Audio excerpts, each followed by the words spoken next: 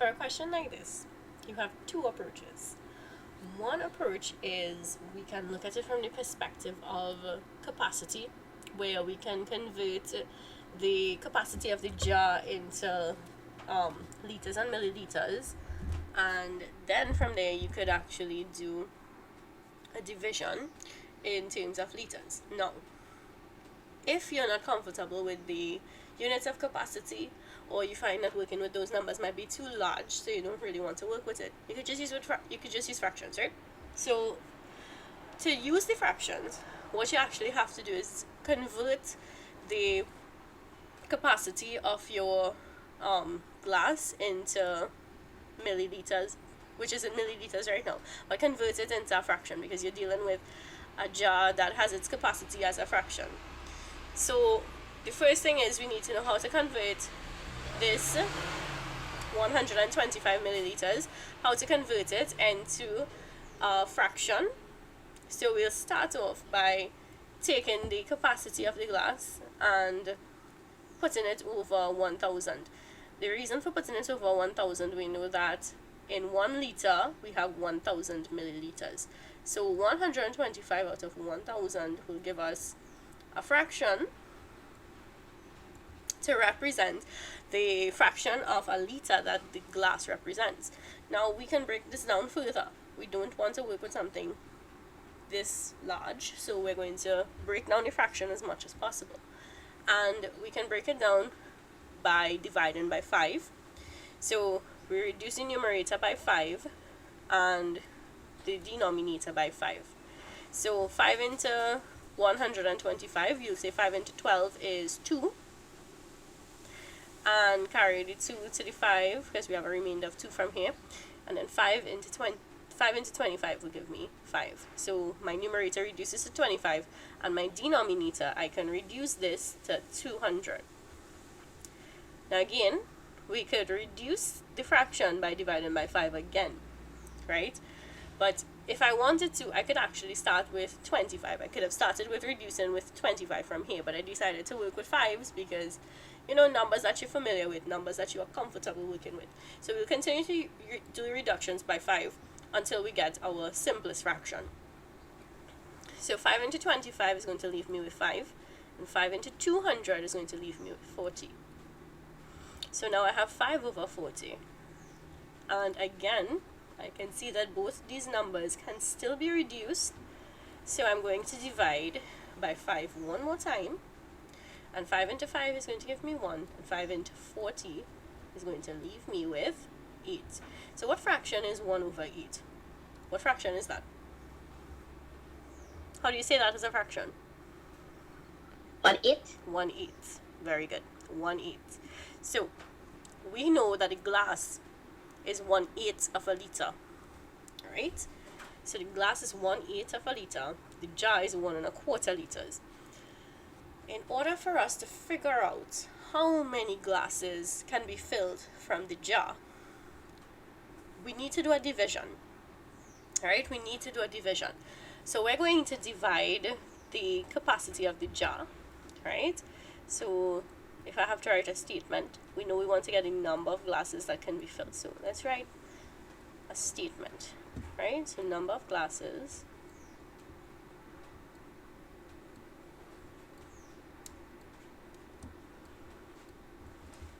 is equal to 1 1/4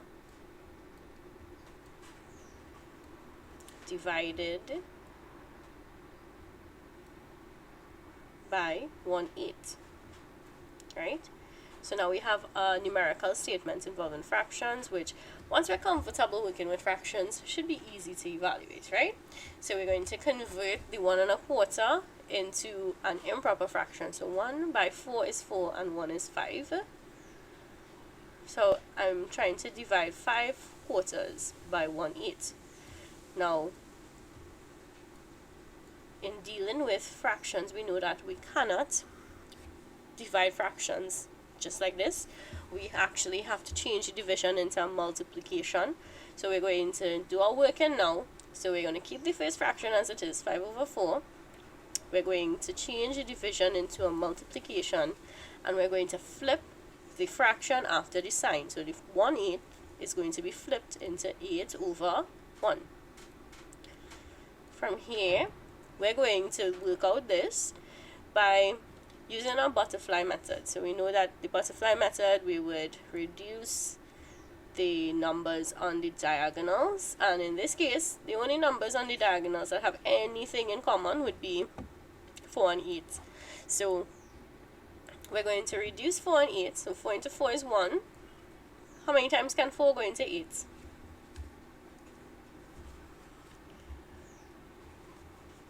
How many times can 4 go into 8?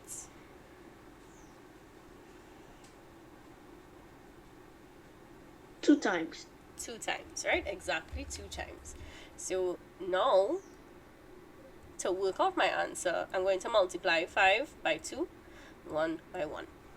Alright? What's 5 by 2?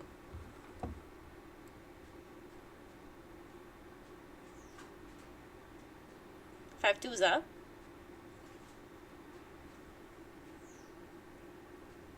10. 10. And what is 1 by 1?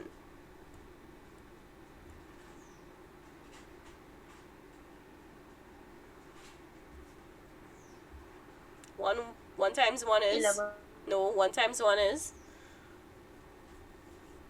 1. just 1. Anytime we have a number over 1, it means it's a whole number, so we could just write 10. Now we wanted to get the number of glasses that can be filled from the jar, and we now have our answer. So our answer is 10 glasses, right? Okay, so like I was saying, you have 2 ways you could look at it. So this way is with fractions, right? The next way is to work with capacity instead. So instead of converting the capacity of the glass into a fraction, what we could actually do is we could convert the capacity of the jar into liters and milliliters. So we're going to do that now. Alright, let me just duplicate the slide and we'll work on it now. Right, so the reason I want to show you the 2 ways, right? We know the answer already. We know the answer is going to be 10, but I want to show you that both ways can still give you the same answer, and it's all a matter of whichever way you're comfortable working with it. Because remember, like I always say, you have to pay attention to what you know how to work with, right? So maybe the fractions might be easier for you. Maybe the fact that you're dealing with smaller numbers is easier for you. But what if you felt compelled to do something like this, right? So 1¼ liters. If we want to convert this into liters and milliliters, right? 1 liter is 1,000 milliliters. Right? So we're going to convert everything into milliliters. So 1 liter is 1,000 milliliters. What do you think 1/4 liter would be equal to in milliliters? How would we work that out? We would take 1/4 liter, right? So 1/4 liter is basically 1/4 of 1,000, right? So to get this in milliliters, you'd multiply 1,000 by 1/4 and then reduce it. Okay, so 4 will go into 4 once, 4 will go into 10 2 times, remainder 2. 4 will go into 25 times, and then we end with a 0 because we had a number ending in 0, right? And 4 into 0 is 0. So 1/4 liter is 250 milliliters.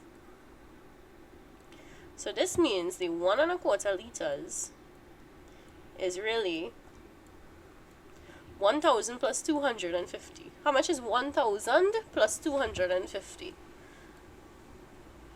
Can you tell me how much that is? How many milliliters we have all together?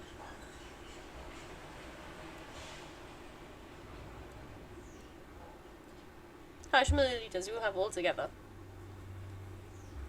250. 1,250, right? 1,250. So from here now, since we have the answer in milliliters, to get the number of glasses, again, it's still a division. right? But this time,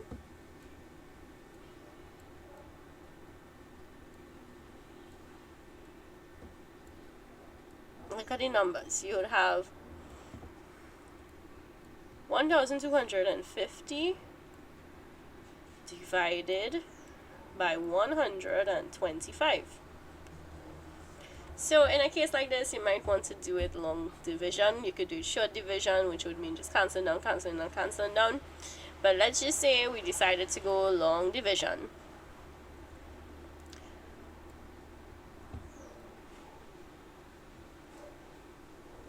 It might work out nicely like this too. Because watch this. How many times can 125 go into 1? So can we get a group of 125 from 1?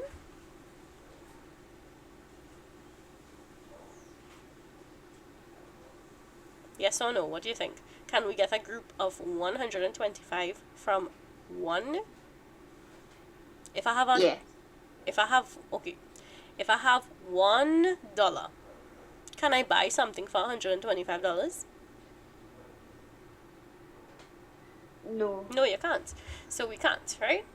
So you're gonna put 0 there. Now we'll ask ourselves how many times 125 can go into 12. So if you have $12, you could buy the $125 item.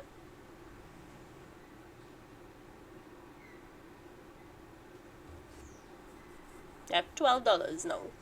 Can you buy the item with $125? Yeah or no? Nah. Nah. Right? So you're gonna put 0 there. Alright. Okay. 125. Can 125 go into 125? So you see an item with $125. You have $125 in your pocket. Can you buy it? No. You have $125 in your pocket. The item is $125. Can you buy it? Yeah. Yeah, you could. Right? You could. You spend every dollar in your pocket, but you could. And if you have $125 and the item is worth $125, how many of those items can you purchase? 1. Only one. Correct. Only one. So, what is 1 by 5? 5. What is 1 by 2? 10. 1 by 2. 10. 1 times 2. 1 multiplied by 2. Where this digit? 1 by 2. 2. 2. And what is 1 by 1? 1. Take it away from me. You buy the $125 item.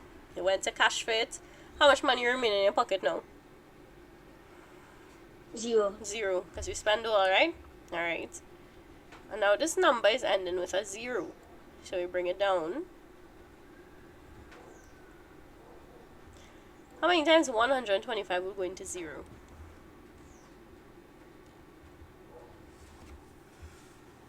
0. Very good. 0. So how many glasses will we get? 10. Very good. So you see, both ways gave us the same answer. So it depends on which version of the solution you find easier to work with. If you find it's easier to work with the fractions, you work with the fractions. If you thought this way was easier, and you remember how to convert from liters to milliliters, you do all that. So both options are viable. Both options, you will get the same answer. Once you do it correct, not magically it will happen, but once you do it correct. So this is all we needed to understand if we wanted to do this question.